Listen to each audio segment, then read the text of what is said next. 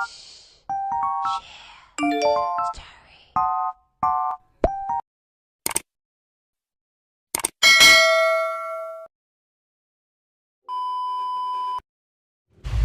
guys, good morning. It's Friday and samahan nyo ako today guys kasi magpa-pamper day tayo. So magpapariband ako sa Akat Salon guys. So as what you have noticed guys, hindi ako pumasok today kasi nga gusto kong i-treat yung sarili ko na magpariband. So let's go guys!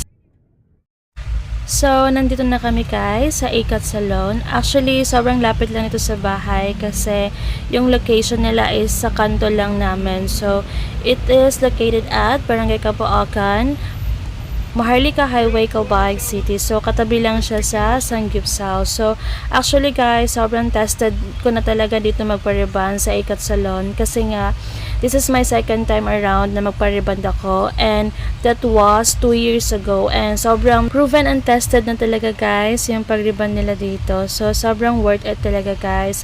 Yung magre-riband dito sa akin guys is siya din yung nagriband sa akin before na nasa Gaisano pa sila pero yun nga umalis sila sa Gaisano kasi nga sobrang mahal daw ng rent nila. So dito sobrang mura lang and talagang may passive income sila dito guys. So yan guys, dyan lang muna kayo and magpapariban lang muna ako. So stay tuned guys.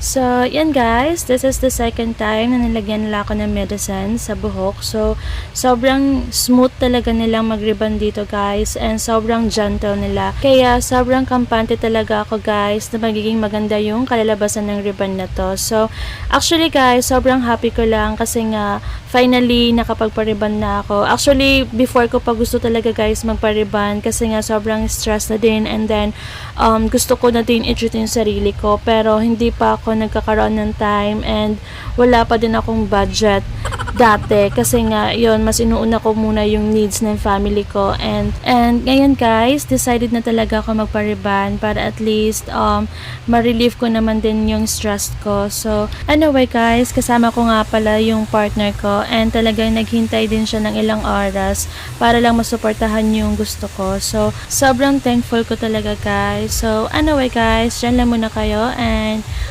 tatapusin lang muna yung pag-ribbon ko. So stay tuned guys.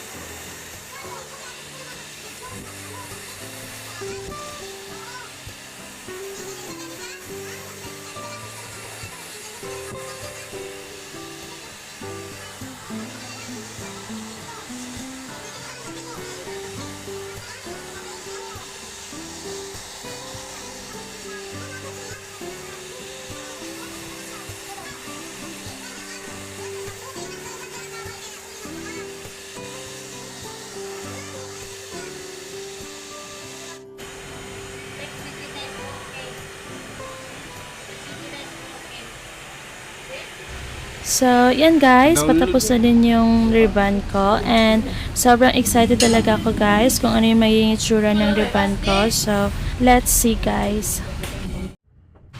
So, yan guys, nandito na ako sa bahay and ito yung naging result niya. So, that's all for today's video guys. Thank you guys for watching.